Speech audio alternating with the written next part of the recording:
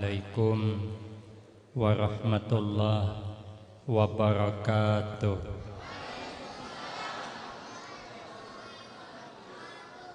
Bismillahirrahmanirrahim. Alhamdulillahi rabbil alamin. Wassalatu wassalamu ala asyrafil anbiya wal mursalin wa ala alihi wa ashabihi ajma'in. La haula wa la quwwata illa billahil aliyyil azim. Rabbi shrah li sadri wa yassir li amri wahlul 'uqdatam min lisani yafqahu qawli. Amma ba'du, fa'aqulu wa 'alallahi tawakkuli. Ma'asyiral hadirin, Bapak Ibu jamaah yang ulun muliakan, utamanya kepada para habaib, para syaraib, tuan-tuan guru, wabil khusus Al-Habib Abdullah, beserta pengurus masjid, para imam, dan orang-orang tua kita yang alhamdulillah telah hadir dalam kesempatan ini yang sama-sama kita hormati dan yang kita muliakan.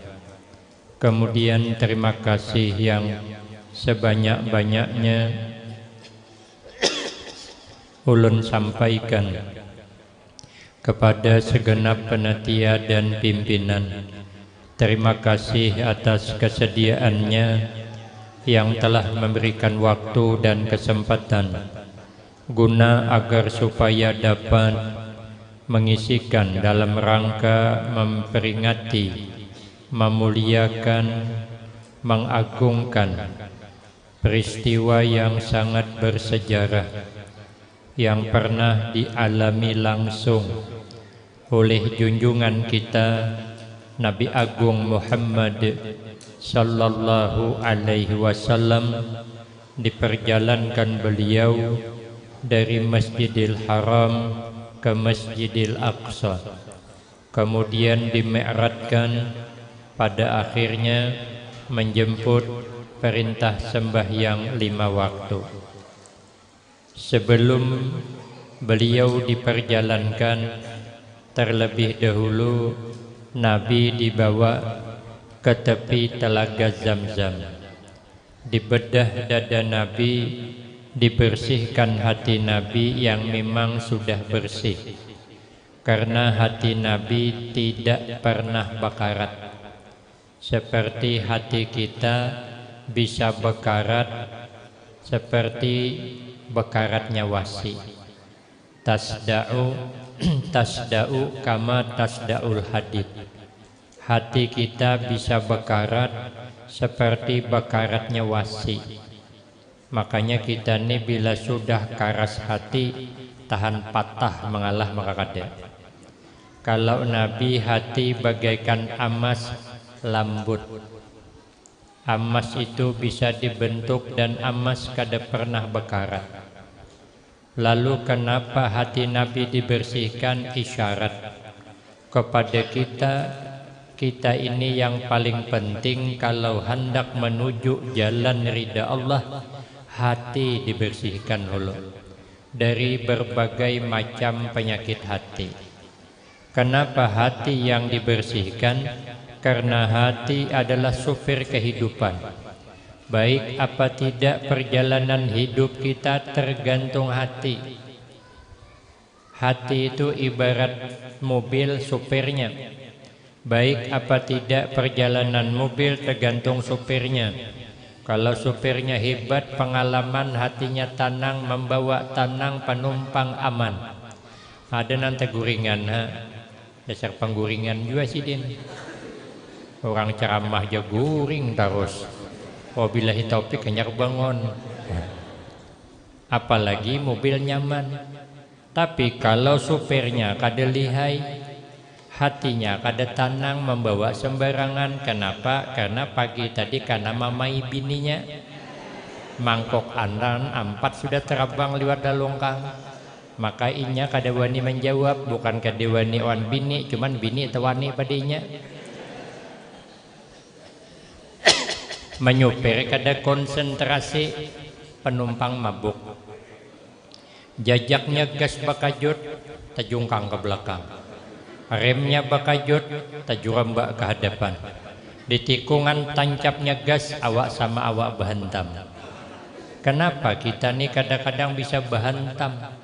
Bahantam cakap, bahantam kehendak sampai bekalahian. Jawabnya karena hatinya kada biris. Hati bermasalah. Maka itu bagus kata Kiai Agim, jagalah hati, jangan kau nudai. Cuman ada yang nambahi, jagalah suami, jangan sampai tak kawin lagi. Siapa kan nambahi? Kada paham yolon. Hati harus dibersihkan dari berbagai macam penyakit hati. Jar Nabi, penyakit hati yang berbahaya itu 3. Allah mewahyukan kepada Nabi Musa bin Imran, inna ummahatil khataya salasun.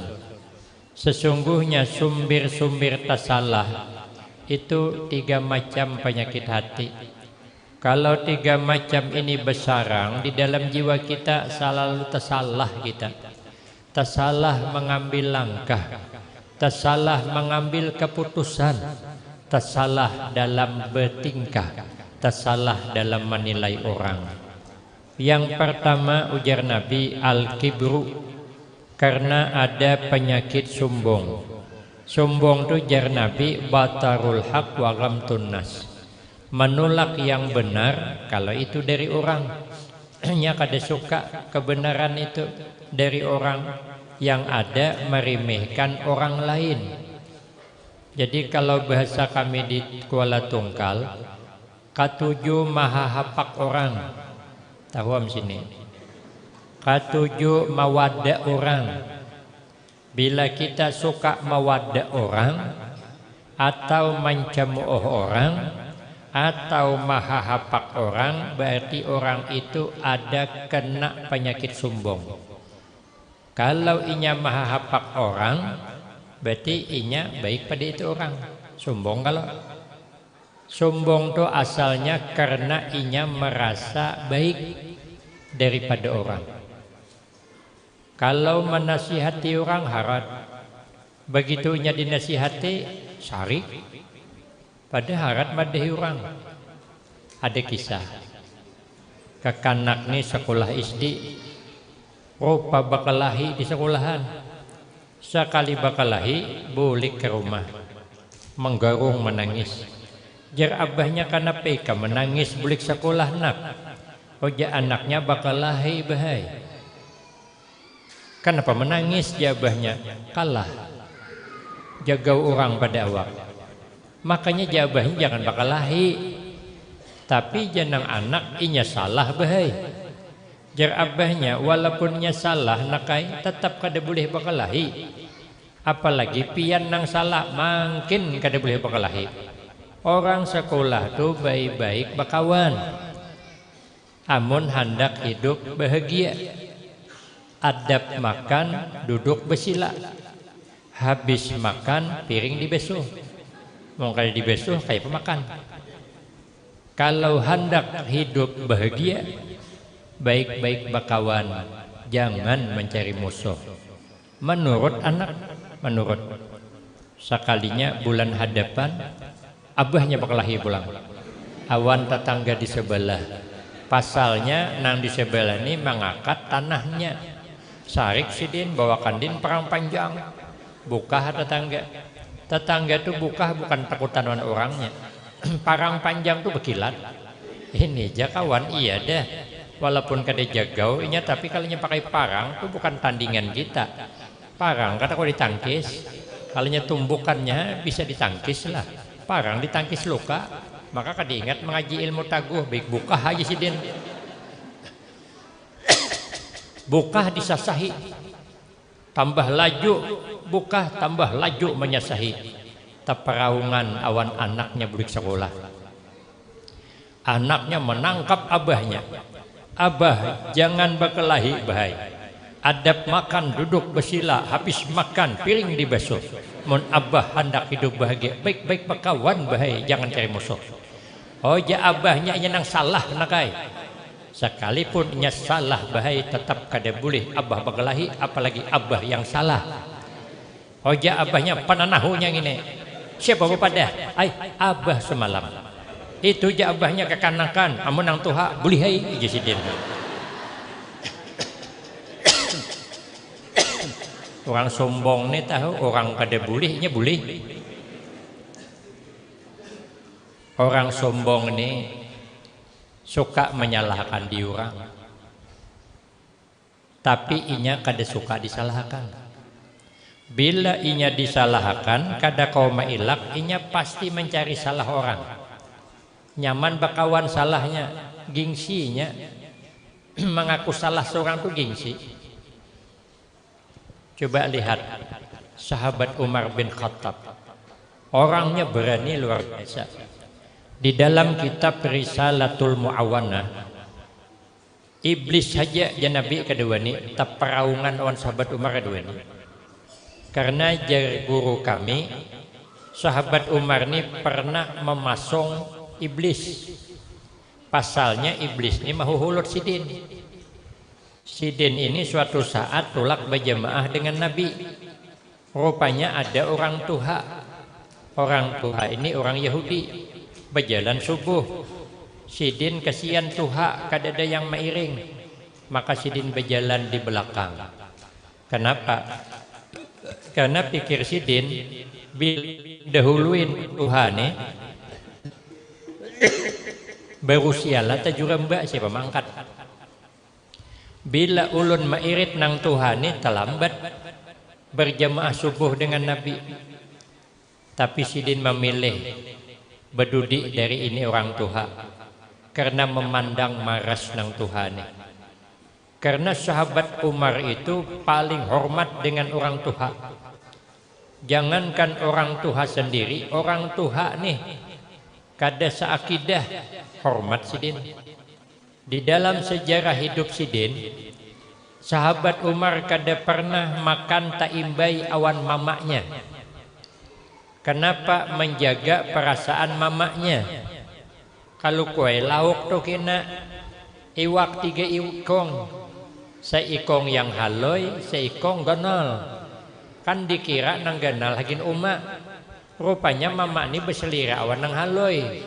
Lalu kau ambil je sahabat Umar nang haloi, mengecewakan mama. Mama kada jadi memakan iwak haloi karena tak dahulu kok. Maka sahabat ada mau makan beimbai. Mama hulu makan, hanya Sidin makan labihan mama Sidin. Hati-hati. Akhirnya sampai ke masjid, Nabi rokok sudah. Nabi hendak bangkit rokok, datang malaikat menahan rokoknya Nabi. Hadangi sahabat Umar hanya masuk. Sehingga sahabat Umar takbir, langsung ikut rokok. Baru Nabi bangkit dari rokok. Maka menurut fikih, kalau kita masbuk sempat rokok bersama imam, sekalipun Fatihah kada terbaca habis, maka dapat rakaat dan kita kada boleh membaca Fatihah. Kalau kita imam sudah rukuk takbir Allahu Akbar, sempat takbiratul ihram bersama imam, imam belum bangkit, membaca kita Fatihah sampai nang Ar-Rahmanir-Rahim, sami Allahu liman hamidah aja imam. Kita terus membaca, nyari kita rukuk, menyasahi imam, kada dapat rakaat. Maka bila sempat rukuk bersama imam sekalipun Fatihah kada terbaca, Fatihah ditanggung imam. Iblis tahu, sahabat Umar ini hormat awan orang Tuhan. Subuh esok iblis pulang pura-pura jadi orang Tuhan. Inta antar ke rumah pulang tuh sampai ke masjid terlambat 2-3 kali tuh. Akhirnya Nabi bertanya, jar Nabi, sahabat Umar kenapa pian maka terlambat terus? Hujan nang sahabat Umar ulun ma antar orang tuha kayak apa ciri-cirinya? Diceritakan sahabat Umar itu iblis menyerupai manusia. Oh, je sahabat Umar iblis bang. Belum tahu dia je sahabat Umar. Hadang ikam isok subuh je sidin. Bawakan din tali. Hendak sembiang subuh membawa tali. Bini sidin betakun. Hagina papian. Tahu pian. Ini urusan lalakian. Begitu sudah ketemu, pura-pura jadi orang tuha minta antar. Tangkap sahabat Umar, pasong den, bawa bulik ikat ke tihang. Karena sahabat Umar yang memasong, iblis kena melepaskan. Tulak berjamaah. Imbah sembiang subuh orang kadeden nak bulikan. Panuh masjid itu ada bergerak amal aja. Maka kadapati bergerak masih lagi dalam masjid. Hari sudah siang. Jar sahabat Umar kayak apa nya nabulikan nang tukang bawa ide lagi ulun pasong di rumah. Nah jenabi jangan sahabat Umar bulik jen pacol. Namun iblis berpasong kada bisi lagi pasar. Rupanya iblis ini bila dilepas ke pasar tujuannya. Makanya di pasar bisa kecopetan. Di pasar bisa ada pencilatan karena terkumpul di situ. Rupanya iblis ke situ. Makanya iblis berjanji kada akan pernah bertemu lagi dengan sahabat Umar. Kalau tahu sahabat Umar tuh ada di Pelangkaraya, iblis terpaksa bermalam di Kapuas. Ada weninya mahadang sahabat Umar bulik hanya ke Pangkalambunnya, lalu di sini pang. Tapi sahabat Umar begitu salah ditagur, sidin kada mencari salah orang. Sidin tuh misi pengajian. Sekalinya mungkin terliwat lawas pengajian tadi. Makanya ulun kada hendak ada terliwat lawas ceramah. Sahabat umur ini kelawasan lalu ada nang sakit parut. Hendak bakantut. Maka ulun kan daripada orang tak kantut di sini baik nang 40 menit wabillahi taufik kayak lagi. Ditahaninya alhamdulillah berhasil. Bekantut kada bersuara tapi bebau sampai ke sahabat Umar. Jar sahabat Umar siapa nang bekantut nih? Kenapa di pengajian diwarnai bau kantut? Orang pang bau nang minyak apa kayu garuk kah, membakar istanggi kah, ini bau kantut. Kada nyaman lalu jenang sahabat Umar ikam nang bakantut keluar jen. Bauduk lo. Imbah bauduk hanyar masuk. Nang bakantut supan. Amun keluar ketahuan orang. Maka bau nang katamburuk kantut tadi. Bau tahi barang-barang. Cara bau parfum sedap malam bending jualan. Kada keluar sahabat Umar sarik. Sahabat Ali menagur. Jar sahabat Ali, jangan nang bakantut aja disuruh keluar. Suruh keluar berataan. Bauduk berataan, marahan nang kada betalin, bauduk juga. Hanyar masuk berataan biar kada ketahuan siapa nang bakantut. Menurut sahabat Umar, mun kita menjawab, itu mengalih orang ngerannya. Nah, kan begitu. Masa nang kada bakantut suruh keluar? Mikir. Ya kita kan kayak itu kita. Kenapa? Kita ada sepercik sombong. Menurut sahabat Umar. Tapi kalau orang sombong, inya mesti mencari salah, mencari kelemahan orang, biar bertangkar akhirnya. Apabila inya kada kau mailak lagi, inya mencari salah orang. Kebetulan si Acel nih, bepanau di gulu, panaunya itu 3 jari lebarnya, kada kau mailak. Sidin kada tahu pada bepanau karena di sebelah belakang. Jadi ada nang melihat, ujian nang melihat, Acel aja, ada panau di gulu pian. Iya leh aja, buka dasar beneran. Supan kalau aib kan. Nah lalu bercakapnya, aku jaga ada apa-apa lah biar bepanau ha. Tetangga sebelah rumah aku tuh berkurap lagi aja sidin. Artinya parah panau, parah kurap lagi. Artinya jelek ulun, jelek orang lagi. Kalau panau kan cuman merusak pemandangan. Kalau kurap kan sungguh mengganggu lingkungan.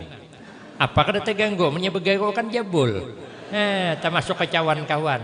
Artinya jelek ulun masih ada nang jelik daripada ulun lagi. Ini orang sombong nih kada mau di bawah.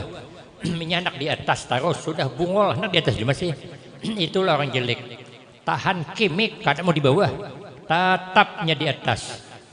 Orang sombong inilah gengsian. Kada tahu, kada mau bertakun. Kada bisa, kada mau belajar. Itu sombong dah. Ada kisah orang Banjar liwat di kampung orang kita Jawa. Hendak berjual itik. Jadi menawarkan itik kawan orang kita Jawa. Itik mbak. Jar orang Jawa iki lanang apa widok. Itik laki kah, itik bini kah. Lanang tuh laki, widok bini. Orang Banjar kada paham, maju ambatnya bang. Itik mbak. Jar orang Jawa iki lanang apa widok. Jar orang Banjar bisa ai kangai berenang, cuman kada laju. Itiknya tuh ada. Kan kada nyambung kan. Orang mun kada tahu betakun. Jangan pura-pura tahu. Kada bisa belajar. Ini bisa kada belajar kada mau. Umpat sembahyang mayit paling hadapan pulang. Sembahyang mayit kada suah. Bekicing sidin aku terabesan aja je sidin. Allahu Akbar aja imam. Allahu Akbar aja. Sekalinya imam pulang. Allahu Akbar. Allahu Akbar aja. Rokok sekalinya. Ya imam takbir ketiga. Allahu Akbar. Sami Allahu liman hamidah. Maka di hadapan orang sombong kada mau belajar. Sudah tersalah, kadang ngaku salah. Ada nama gawil. Karena pangah aja. Pian maka sembahyang mahit maka rokok. Jadi Jasidin, aku maka rokok nih. Karena yang mati ini kawan akrab aku Jasidin. Jadi aku penghormatan tahai rokok atau orang sombong. Ada aja jawabannya. Bila ditagur mesti menjawab. Oh jarang, amon kawan akrab kaina pian aja membaca talqin. Naham Jasidin musibah kedua pulang. Sekalinya orang sombong kada mau menolak, merasa hebat baca talqin. Sekalinya napa Jasidin? Hai Pulan bin Pulan, apabila datang 3 orang malaikat penanya kubur, janang dihiga 2 juang hai.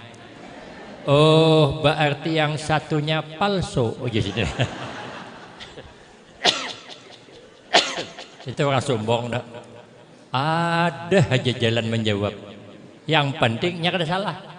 Berarti kan kada salah. Berarti harap pada yang menegur. Tahunya pada 2, cuman yang satu itu palsu. Jadi seakan-akannya melihat dalam kubur tuh ada 3 malaikat. Bisa membedakan satu palsu 2 asli. Berarti harapnya pada menegur. Padahal kan salah tuh. Nah begitulah orang sombong. Orang sombong nih maulah sangsara. Di zaman dulu ada apa namanya orang masuk pesantren. Sekali sudah mondok 10 tahun dah mondok hendak bulik hendak ampih. Cuman pondok pesantren itu kada pakai kalas, jadi hendak ampih ngalih banget. Sama kami mondok di Pekalongan, Jawa Tengah, kada bakalas juga. Jadi hendak bulik di tengah di perguruan terus. Maka ading ulun berdua, jadi kami bertiga berading, abah susah. Kesian sidin, jadi ulun hendak mengalah ampih. Itu gin kiriman ulun 25.000 aja sebulan. Kawan ulun 50.000 sebulan. Ada yang 40, ada yang 90 ada. Ulun 25.000 sebulan kan jauh berbeda. Itu gin kadang-kadang selalu terlambat datang kiriman. Jadi bila kiriman terlambat duit tidak ada, puasa esok. Sahaja aku puasa esok hari karena kiriman belum datang. Lillahi ta'ala. Habis macam mana? Ada puasa masih jauh lepar. Baik puasa dapat pahala. Yang penting hujungnya kan lillahi ta'ala. Kenapa puasa? Kada berduit, kada apa-apa. Kita yang penting kan kada mengharap amat orang. Ikhlas saja. Ikhlas tanpa paksa sedikit kada apa-apa. Berpahala aja juga. Karena ujungnya tetap lillahi ta'ala. Ulun bepandir awan abah ulun. Jar ulun bah kawal lapian menambahi 5.000 sebulan lagi. Jadi 30.000 sebulan, jangan 25 lagi. Asal itu banget ulun di pondok. Jar abah ulun mun ikam kada sanggup lagi 25.000 sebulan bulik aja. Abah mondok ikam begawi. Nah julun. Ada kawadi berunding abah ni julun paksa 25.000 sebulan. Hendak ampih ngalih kisah. Orang tandingan beulah wadai. Masing-masing disa beulah wadai. Ada satu disa beulah wadai behulu kek. Hintalunya aja 40 biji. Nak manang bang. Satu disa beulah wadai sarang samut. Di dalam wadai berlubang-lubang. Biar juri minik mikiran kayak apa beulah lubang dalam kue itu. Dapat juara satu. Nang satu disa beulah wadai bingka. Mencium baunya aja lapar parut. Nang satu disa kada 4 tandingan. Ujar kepala disa, kami sana kepala disa, sini pembakal. Ya kepala disa, kenapa ibu-ibu kada 4 tandingan beulah wadai? Jar ibu-ibu napa nang diulah modal kadeda. Orang berhabis-habisan modal. Ya kepala disa kita harus 4 buai. Nang apa nang diulah? Ya ibu-ibu. Kada usah khawatir aja kepala disa ulun ada bisi pisang masak di rumah. Pisang masak tu ditumbuk lani-lanik, ayak akan tapung, kacak akan santan kelapa, bungkus dalam daun dilipat, masuk akan ke dalam panci, disumap, masak jadi pais. Pais itu bersepupu sekali awan limping, memerinaannya amparan tatak. Uja ibu-ibu kada ada harapan manang Pak Ai. Jar kepala desa kita kada perlu manang Bu Ai. Yang penting kita nih ikut berteripasi begitu. Ayo ai hari nang ditentukan, juri sudah kumpul di tanah lapang, masing-masing wadai datangan. Yang membawa wadai bulu kikinya merasa hebat, kenapa? Karena memang wadainya hebat. Yang membawa kue wadai sarang samut inya merasa dialah yang hebat, kenapa? Karena memang kuehnya hebat. Yang membawa kue nang bingka inya merasa hebat, kenapa? Dasar hebat. Pais inya merasa kada hebat, kenapa? Dasar kada hebat. Semua kue wadai terkumpul di tanah lapang, kecuali yang belum datang adalah pais. Kenapa? Yang maantar batu tunjulan. Ujar inor ikam mahai mantar jai mah cakada parlo suruh ijor tu mantar. Jai ijor aku pulang sama aku betianan jesiden. Suruh nang paridah tu mantar. Aku gin japaridahnya lima berenat. Nah, japaridah siapa menyuruh maulah pais siapa? Oja inor kepala disa. Suruh bininya mantar jesiden. Nah, terpaksa bini kepala disa mantar bagaimana? Nimbah mantar hilang bini kepala disa. Jak juri siapa punya pais? Seikong dan mengakunya. Sekalinya pas hendak penilaian turun angin ribut, menampur debu nang ada di hadapan juri berterbangan, menutup wadai nang di hadapan juri. Periksa behulu kek penuh dengan debu. Periksa kue serang samut kada berlubang lagi. Yang selamat cuman pais, maka terpaksalah juri menetapkan yang dapat juara satu adalah pais. Nah, makanya sehebat apapun kita merasa hebat, bagus orang nang kada hebat, tapi jangan merasa hebat. Satu kisah lagi. Mbak bila topik lagi. Biar kita nih jangan sombong kayak itu. Palikul li syai'in majiyah. Tiap kita masing-masing ada punya kelebihan. Tapi ingat, setiap kita juga ada punya kekurangan. Maka pandanglah kelebihan orang menutupi kekurangan kita. Jangan memandang kekurangan orang lalu kita merasa lebih. Itu berbahaya. Di zaman dulu ada orang pintar, sekolahannya ada lagi, saking pintarnya. Mungkin kalau sekarang tingkatannya doktor profesor, orangnya matian dah. Nambah kisahkin mati dah, tinggal ulunnya nyambung lagi. Rupanya profesor ini hendak mengadakan penelitian menyeberang sungai. Tadi kan naik jerembah kami. Ini jerembah kadada. Maka kada pakai piri, pakai perahu jungkong, bakayuh, belakang sekong, mayu hadapan sekong. Profesor duduk di tengah sambil curhat. Sekalinya sampailah kepada pemandiran. Profesor hendak tahu, betakun awan yang di hadapan. Ding, ikam sekolah apa? Janang di hadapan ulun kada sekolah lagi Pak Ai. Ampih. Kenapa ampih? Duit kadeda. Memangnya kau tamat apa deng? Tamat SMP. Sayangnya lideng. Aturan ikam sekolah langsung. Berarti ikam nih deng sudah menyia-nyiakan separuh hidupmu dan tidak akan terulang lagi. Karena ya kada berduit pang. Takut nang di belakang ikam pang deng tamat mengapa? Oh jangan di belakang ulun tamat SD Pak Ai. Nah ja profesor ikam parah pada nang di hadapan lagi. Berarti ikam nih ja profesor sudah menyia-nyiakan separuh hidupmu. Sakannya sampai di tengah laut banyu deras jungkong terbalik. Begitu terbalik karam. Jangan berdua Pak Profesor pian bisalah berkunyong. Bisalah berenang. Ja profesor mana? Bisa aku berenang. Nah ham tujuh sidin berarti pian ini sudah menyia-nyiakan seluruh hidupmu. Mun pian kada bisa berkunyong tinggallah mati pian. Kami masih ada separuh lagi jana berkunyongan. Ternyata profesor kalah dengan anak nang tamat SD. Ternyata sehebat apapun kita mesti ada kurangnya. Maka kita belajar mencari kelebihan orang, jangan mencari kekurangan orang, biar jangan besarang penyakit merasa hebat seorang. Adapun penyakit hati yang berbahaya yang kedua dan yang ketiga akan kita sambung pada episode berikutnya. Ini rahasia penceramah biar tahun Dudi diundang lagi. Demikian yang dapat ulun sampaikan. Wabillahi taufiq wal hidayah. Wassalamualaikum warahmatullahi wabarakatuh.